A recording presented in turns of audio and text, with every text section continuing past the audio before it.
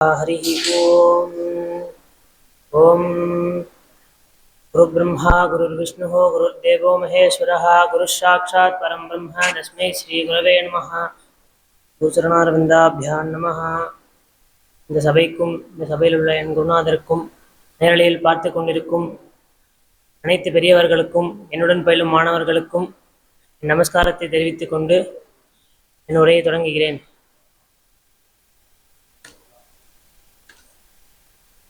முருகப்பெருமான் வீற்றிருக்கும் ஸ்தலங்களில் ஆறு உன்னதமான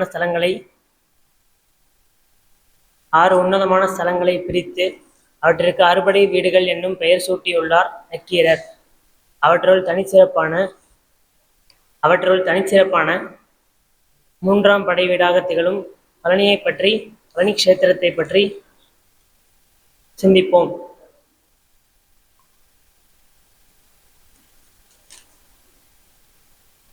பழனி கஷேத்திரமானது எப்படி உருவானது?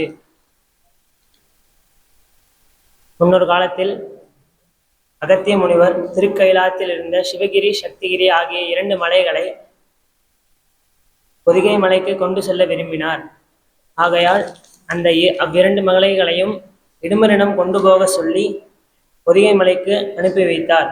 இடும்பன் அவ்விரண்டு மலைகளையும் காவடியாக தோளில் சுமந்து மனைவி இடும்பின் பின் தொடரப்பட்டான். போகும் வழியில் களைப்பு மேலிட காவடி மலைகளை இறக்கி வைத்தான். அருகில் உள்ள குளத்தில் நீர் அருந்திய பிறகு மலைகளை தூக்கிய போது மலைகளை தூக்க முடியவில்லை.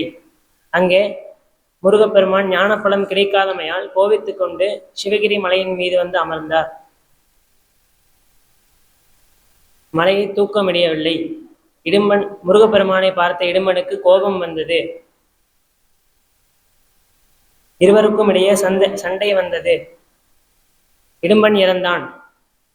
கணவனை இழந்த இடும்பி முருகன் முன் வந்து நின்றாள். அவள் வருத்தத்தை புரிந்து கொண்ட முருகன் இடும்பனை உயிர் பெறச் செய்தார்.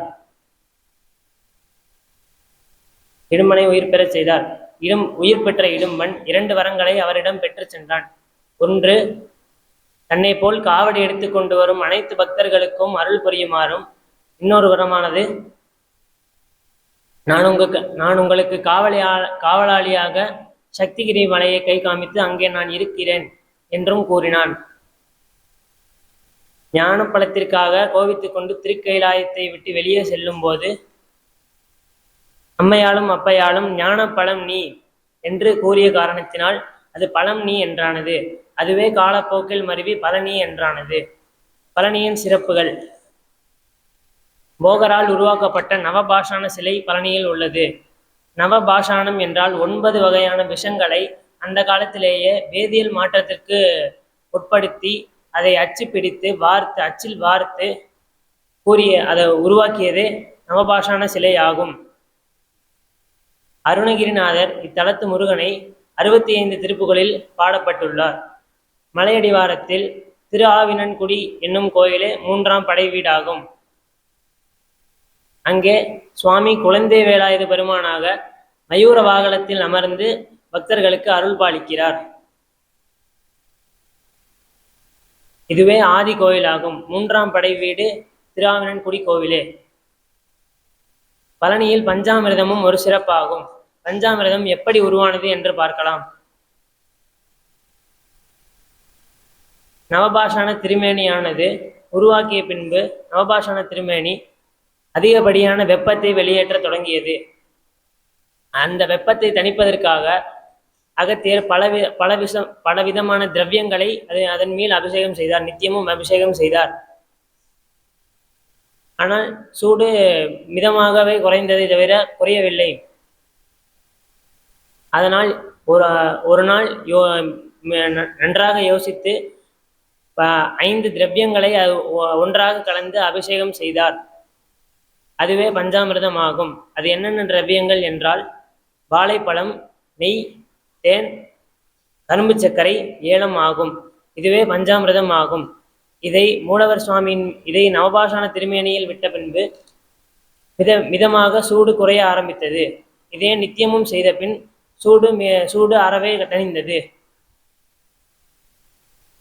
இப்பொழுது சில உபதிரவியங்கள் சேர்க்கப்படுகின்றன. இத்தகைய சிறப்புகளை உடைய நவபாஷான முருகப்பெருமானை அனைவரும் வந்து தரிசித்து மூன்றாம் படை வீட்டில் வந்து திகழும் குழந்தை வேலாயுத சுவாமியையும் வாழ்நாளில் ஒரு முறையாவது வந்து தரிசித்து சுவாமியின் அருள் கிட்டுமாறு அனைவரையும் பணிவுடன் கேட்டுக்கொள்கிறேன். வேலுண்டு வினை இல்லை, மயிலுண்டு பயமில்லை என்று சொல்லி என் உடைய முறிக்கிறேன். நான் பேசியதில் ஏதேனும் தவறிருந்தால் என் குருநாதர் என்னை சிக்ஷித்து அருளுமாறு மிகவும் தாழ்மையுடன் கேட்டுக்கொள்கிறேன். ஸ்ரீ குருப்யோ நமஹ.